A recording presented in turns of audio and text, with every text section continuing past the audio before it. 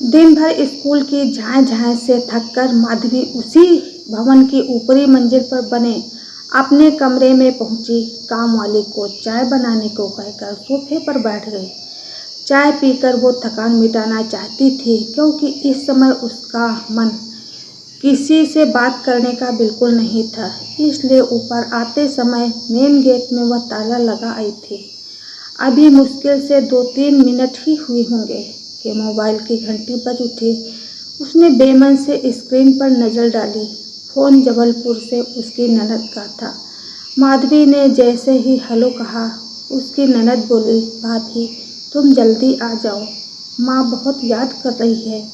माँ जी को क्या हुआ? माधवी ने हड़बड़ाकर पूछा। लगता है अंतिम समय है, ननद जल्दी में बोली। तुम्हें देखना चाहती हैं। अच्छा, कहकर माधवी ने फ़ोन रख दिया। घड़ी में देखा, शाम के 4 बज रहे थे। जबलपुर के लिए ट्रेन रात को 10 बजे जाती थी। मेघावी ने तुरंत मोबाइल उठाया और ट्रेन की टिकट ऑनलाइन बुक कर ली। मेघावी की आंखों में रह रहकर सास का चेहरा घूमने लगा। उसने अपनी सास के दोनों रूप देखे थे। पहले हंसकर दिल से प्यार करने वाले माँ का, और फिर बिस्तर पर पड़ी एक असहाय बूढ़ी औरत का। वह पहले मेघावी के साथ ही रहा करती थी। मेघावी के पति राघव 3 भाइयों में दूसरे नंबर पे थे। बड़े बेटे की नौकरी तबादले वाले थी। तीसरा बेटा बंटी अभी पढ़ाई कर रहा था और उम्र में अपने भाइयों से काफ़ी छोटा था। राघव की भोपाल में स्थायी नौकरी थी। माँ अपने छोटे बेटे को लेकर राघव के साथ भोपाल में ही सेटल हो गई थी। लेकिन यह ज़्यादा दिन नहीं चला। 1 साल बाद ही एक सड़क दुर्घटना में राघव का जीवन छिन गया। राघव की असमय मृत्यु से मेघावी की दुनिया उजड़ दी। कुछ आर्थिक सहायता, भविष्य निधि और पति की जमा पूंजी तो मिली, लेकिन अनुकंपा नियुक्त नहीं थी। इतनी कम उम्र में पति का साथ छूट जाने का दुख किसी भी रकम से पूरा नहीं हो सकता था।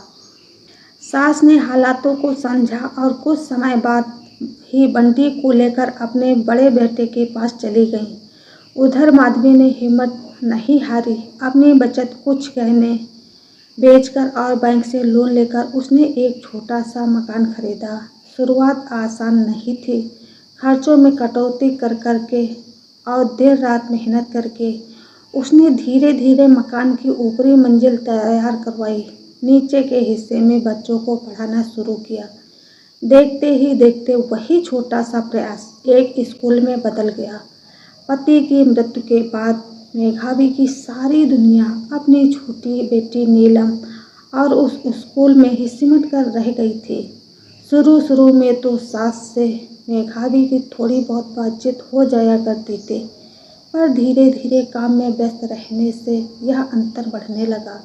मेघावी की ससुराल तो मानो छूट ही गई थी। जेठ जेठानी ने कभी कभी फ़ोन पर हाल चाल पूछने के अलावा और कोई सुध नहीं ली थी। मकान, जमीन जायदाद और दूसरी पारिवारिक संपत्तियों में हिस्सेदारी तो दूर, किसी ने यह तक नहीं पूछा कि कैसे गुजारा कर रही हो या स्कूल कैसा चल रहा है। माधवी के मायके में भी भैया भाभी के अलावा और कोई नहीं था। वे अपने परिवार और जिम्मेदारियों में इतने व्यस्त थे कि माधवी के जीवन के संघर्षों में चाहकर भी उसका सहारा नहीं बन पाए। ऐसे में पति की मृत्यु के बाद माधवी को अपनी लड़ाई लगभग अकेले ही लड़नी पड़ी। उस उपेक्षा के बाद भी माधवी को कहीं न कहीं अपनों से एक स्नेहल स्पर्श की उम्मीद होती, हमदर्दी और विश्वास से भरे 2 शब्दों की चाहत होती। अपने काम और उपलब्धियों पर शाबाशी की अपेक्षा तो हर व्यक्ति करता है, लेकिन माधवी की जिंदगी में यह सब कुछ नहीं था। उसे खुद रोना था और खुद ही चुप हो जाना था। माधवी ने अपनी छोटी सी दुनिया बहुत मेहनत से बनाई थी। एक दिन भी इसे बाहर रहना उसके लिए मुश्किल था। उसने कई बार बाहर जाकर घूमने का मन बनाया, पर नहीं जा सके। आज जाना जरूरी था, क्योंकि सास की हालत चिंताजनक थी और उन्होंने उसे मिलने के लिए भी बुलाया था। ट्रेन ने सुबह 6 बजे जबलपुर उतारा। वो बेटी को लेकर प्लेटफार्म पर बने लेडीज वेटिंग रूम में गई, वहीं तैयार हुई। बेटी को भी तैयार किया और जेठ जी के घर फ़ोन मिलाया।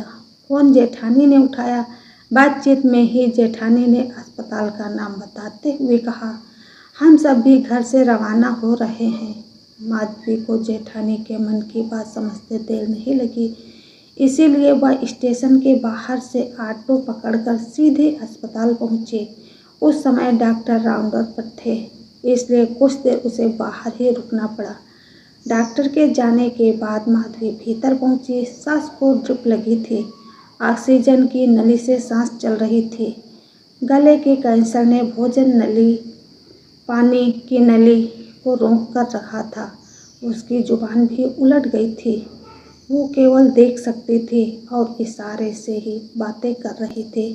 पिछले 4 दिन से यही हालत थी। लगता था कि तब गई। माधवी के पास जाकर उनका हाथ छुआ। पसीने और चिपचिपाहट से उसे अजीब सा लगा। उसकी नज़र अपनी सास के बालों पर गई तो लगा महीनों से कंघी ही नहीं हुई। होती भी कैसे वो 6 महीने से बिस्तर पर जो थी। माधवी ने आवाज़ दी।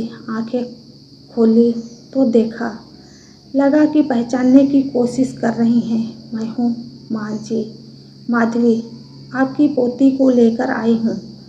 यह सुनकर उन्हें संतोष हुआ। फिर हाथ उठाया और इशारे से कुछ कहा तो माधवी को लगा कि शायद पानी मांग रही हैं। माधवी ने पूछा, पानी चाहिए? उन्होंने हाँ में सिर हिलाया। माधवी ने पानी का गिलास उठाया ही था कि वहाँ मौजूद परिजनों ने उसे रोक दिया। कहा, डॉक्टर ने ऊपर से कुछ भी देने के लिए मना किया है। माधवी का हाथ रुक गया। उसने व्यवस्था से अपनी सास की ओर देखा। सास ने माधवी की बेबसी समझ ली थी और समझती भी क्यों नहीं। पिछले 4 दिन से यही तो समझ रही थी। उन्हें देखने के लिए आने वाले हर व्यक्ति से वो पानी मांगती। वो उन्हें पानी देने की कोशिश भी करते, लेकिन वहाँ मौजूद डॉक्टर और नर्स उन्हें रोक देते और माजी को निराश होकर अपनी आंखें मूंदे लेनी पड़ती कि इस बेबसी पर माधवी का मन भर आया। तभी ननद ने कहा, छोटी भाभी आप घर जाकर कुछ आराम कर लें, रात भर का सफ़र करके आई हैं, थकी होंगी। पहले माधवी ने भी यही सोचा था, लेकिन सास की हालत देखकर उसका मन जाने का नहीं हुआ। वो बोली, नहीं मैं ठीक हूँ। माधवी वहीं रुक गई। वो स्टूल खींचकर माजी के पैरों के पास बैठ गई। मन हुआ कि उनके पैर दबावे। माधवी ने जैसे ही कंबल हटाया, बदबू उसकी नाक को छू गई। उसने थोड़ा और कंबल सरका कर देखा तो बिस्तर में काफ़ी गंदगी थी। माजी के प्रति यह दूसरा अनुभव था। इससे पहले माधवी हाथ में चिपचिपाहट और बालों में बेहतरीन उलझी हुई लटें देख चुकी थी। माधवी को अब समझने में कोई कठिनाई नहीं हुई कि सास का बचना मुश्किल है। तमाम रिश्तेदार भी इस हकीकत को जान चुके थे, इसलिए सारे लोग खबर लगते ही पहुंच चुके थे। गले का कैंसर अंतिम अवस्था में पहुंच चुका था। ट्यूमर ने सांस और भोजन नली को पूरी तरह से प्रभावित कर दिया था। डॉक्टरों को भी अब कोई उम्मीद नहीं बची थी। माधवी का मन मां के प्रति करुणा से भर गया। उसे ग्लानि इस बात की थी कि अगर माजी को मरना है तो क्यों इनकी इच्छाओं को मारकर उन्हें गंदगी में पटक कर मौत का इंतज़ार किया जा रहा है। क्या हम उन्हें एक अच्छे स्वास्थ्य और अच्छा माहौल नहीं दे सकते? वह जानती थी कि एक उम्र के बाद बड़े बूढ़ों को बीमारी में केवल बेटा बेटी या बहुएं ही कुछ कर सकती हैं। इसके अलावा और कोई कुछ नहीं कर सकता।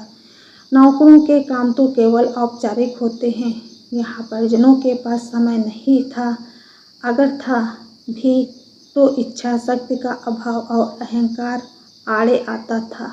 लोग आते, हालचाल पूछते, डॉक्टरों और नर्सों से बात करते, बैठकर अपनी दिनचर्या की व्यवस्था बताते और चले जाते। माधवी का मन हुआ कि फौरन डिटॉल के पानी से माजी को नहला दें, पर कमरे में जेठ नंदोई और दूसरे पुरुषों की मौजूदगी देखकर वो चुप रह गई। दोपहर को देखभाल करने वाले तमाम पुरुष चले गए। जेठानी भी मेहमानों के खाने का इंतजाम करने के लिए घर जा चुकी थी। कमरे में माधवी, ननद, देवर बंटी के अलावा और कोई नहीं था। माधवी ने मन ही मन कुछ निर्णय लिया और वह को आवाज़ देकर गुनगुना पानी, डिटॉल, गला साफ करने की आवाज़ और स्पंज लाने को कहा। माधवी ने देखा कि महीनों से देखभाल न होने के कारण मांझी के बाल बुरी तरह से उलझ चुके थे। उन्हें साफ करना मुश्किल हो रहा था।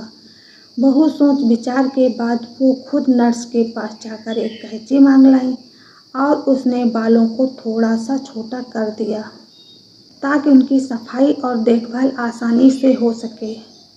उसने साबुन के स्पंज से मांझी का सिर साफ किया और कपूर का तेल लगाया। फिर शरीर पर स्पंज किया, सूखे साफ तौलिए से उनका बदन पोंछा और हल्के हाथ से हाथ पांव में तेल की मालिश कर दी। साफ और धुले कपड़े पहना दिए, बिस्तर की चादर बदल दी, पाउडर छिड़का, कमरे का फर्श धुलवाया। अब मांझी में एक ताजगी झलक उठी थी। माधवी शाम तक वहीं रही। हालांकि मांझी के बाल काटना किसी को भी पसंद नहीं आया, पर माधवी ने जिस लगन के साथ साफ सफाई की थी, यह बात सारे रिश्तेदारों को बहुत पसंद आई। वे माधवी के सराहना किए बिना नहीं रह सके। हाँ, बाल काटने पर जेठ ने तीखे स्वर जरूर सुनने पड़े। माधवी ने उनके बातों का कोई जवाब नहीं दिया और ननद के साथ घर आ गई। अगले दिन सुबह 9 बजे माधवी अस्पताल पहुंची और थोड़ी देर बाद ही फिर से सफाई में जुट गई।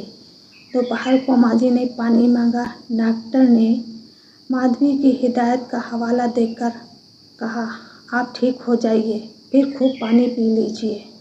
पर इस बार मांझी नहीं मानी। उन्होंने इशारे से ही हाथ जोड़े और ऐसा संकेत किया मानो पाँव पड़ रही हूँ। माधवी से रहा नहीं गया, उसके आंसू बह निकले। उसने बिना किसी की परवाह किए कप भर पानी मांझी को दे दिया। ननद और जेठानी को यह जानकर बड़ी हैरानी हुई कि सारा पानी गले से नीचे उतर गया, जबकि कैंसर से गला पूरी तरह से बंद था। पानी भीतर जाते ही मांझी में मानो नई जान आ गई। उनमें कुछ चेतना सी दिखी और चेहरे पर हंसी भी। जेठानी और ननद दोनों ने उनसे कुछ बातें भी की। आप जल्दी से अच्छी होने वाली हो, देखिए आपका गला खुल गया। तभी मांझी ने इशारा करके फिर कुछ मांगा। माधवी ने पानी और दूसरी चीज़ों के नाम बताए तो उन्होंने सभी चीज़ों को इनकार कर दिया। माधवी ने पूछा, दूध? उन्होंने हाँ में सिर हिलाया। माधवी ने तुरंत दूध मंगाया। इस बार जेठानी ने सख्ती से मना किया और कहा, पानी तो ठीक है, पर दूध बिना डॉक्टर से पूछे मत दो। उस पर मेघावी का हृदय मांझी की पीड़ा से इतना भर उठा था कि वो उनकी विनती को अनसुना नहीं कर सके। उसने बिना किसी की परवाह किए मांझी को उसी कप में दूध भी दे दिया। दूध भी गले से नीचे चला गया। दूध पीते ही मांझी के चेहरे पर एक अजीब संतोष उभरा। उन्होंने इशारे से बेटियों को बुलाया। बाकी तो वहाँ थे, जेठ और बंटी नहीं थे। उन्हें भी फ़ोन करके घर से बुला लिया गया। मांझी ने पहले जेठ का हाथ ननद के सिर पर रखवाया, फिर इशारे से माधवी को बुलाया और फिर बंटी को। उन्होंने माधवी का हाथ पकड़ा और बंटी का हाथ माधवी के हाथ में देकर उसकी ओर कातर निगाहों से देखने लगी, मानो कह रही हूँ, अब मेरे बेटे को तुम ही ध्यान रखना। माधवी का मन भर आया, आंखों में नमी छलक आई। उसने कहा, आप चिंता मत कीजिए मांझी, बंटी मेरे बेटे की तरह है। फिर उसने निगाह बंटी की ओर फेरी तो उसे अपनी ओर देखता पाया। भीतर से माधवी की ममता ऊपर पड़ी। तभी मांझी के हाथ से मेघावी का हाथ छूट गया। माधवी चौंकी। उसने मांझी के गर्दन को एक ओर लुढ़कते हुए देखा। कमरे में सभी चीख पड़े। माँ, जेठ माधवी की ओर देख दहाड़े। तूने मार डाला माँ को, आखिर क्यों पिलाया पानी? क्यों दूध दिया? माधवी को कुछ नहीं सूझा। वो सहमी सी खुद से खड़ी रह रहकर उसे माँ जी के संकेत याद आते रहे। उसने सोचा कि उसने कोई गलत काम नहीं किया है। अगर माँ जी की मौत करीब थी तो उन्हें क्यों भूखा प्यासा मरने दिया जाए? लोग तो घर से बाहर किसी को भी भूखा प्यासा नहीं जाने देते। तब जिंदगी के इस महाप्रलय पर वो कैसे माँ जी को भूखा प्यासा जाने देते? वहाँ मौजूद महिलाएं रोने लगीं। जेठ जी का बड़बड़ाना जारी था। माधवी से सुना नहीं गया। वो बाहर की ओर चल दी। अभी वह दरवाजे के करीब ही आई थी कि उसके दोनों हाथों को किसी ने छुआ। उसने देखा कि उसके दाएं हाथ की उंगली देवर बंटी ने और बाएं हाथ की उंगली उनकी बेटी नीलम ने पकड़ रखी थी। उस पल उसे लगा जैसे माँ जी कहीं नहीं है। वे अपने पीछे एक जिम्मेदारी, एक विश्वास और एक रिश्ता छोड़ गई हैं। उसकी आंखों से आंसुओं की धारा बह निकली। वो मुड़कर आखिरी बार माँ जी को देखने लगी। उनके चेहरे पर अब भी वही संतोष था जो पानी और दूध पीने के बाद आया था। मानो वे अपनी अंतिम इच्छा पूरी होने का सुकून साथ लेकर गई हों। माधवी के मन में कोई अपराध बोध नहीं था। उसे विश्वास था कि उसने वही किया जो एक बेटी अपनी माँ के लिए करती है। उसने नीलम और बंटी का हाथ थोड़ा कसकर थाम लिया। उसे माँ जी की वह कातर निगाहें याद आईं जिसमें एक माँ की आखिरी चिंता और आखिरी विश्वास छिपा था। माधवी ने मन ही मन प्रण किया, माँ जी आप निश्चित रहिए, आपका यह बेटा आज से मेरा भी बेटा है। दोस्तों, अगर आपको यह कहानी थोड़ी सी भी अच्छी लगी हो तो लाइक करना मत भूलना। मिलते हैं एक नई कहानी के साथ। बहुत बहुत धन्यवाद।